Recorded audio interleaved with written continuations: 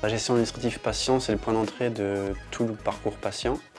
Il consolide la qualité des données, l'accès aux soins et le bon fonctionnement des autres modules métiers.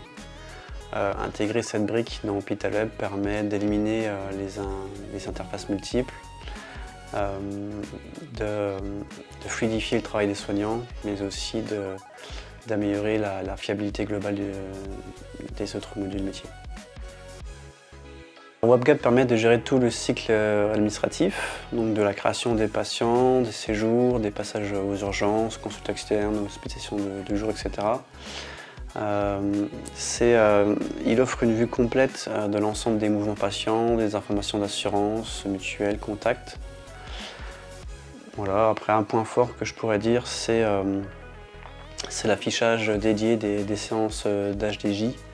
Donc c'est très lisible et surtout c'est interconnecté avec le PMSI, ce qui évite des ressaisies d'activités.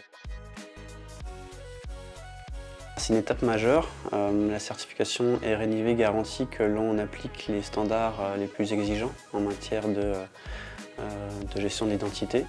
C'est-à-dire que nous assurons que nous appliquons des hauts niveaux de sécurité, de traçabilité, de fiabilité. C'est un message fort envoyé à nos clients puisque on montre qu'on est capable de gérer leur référentiel d'identité. On est axé sur une approche full web qui permet aux soignants un accès complet aux fonctionnalités administratives depuis n'importe quel poste, tablette, quel que soit l'environnement, il n'y a pas d'environnement spécifique, hein, voilà, on n'est pas restreint. Les mouvements sont gérés en temps réel, les données sont accessibles, centralisées, ce qui permet un gain de temps et de sérénité pour les équipes soignantes afin qu'ils puissent faire leur travail de soignant au quotidien. Je dirais qu'il y a 3 axes. Le premier, c'est l'ergonomie, le second, la fiabilité et l'interopérabilité.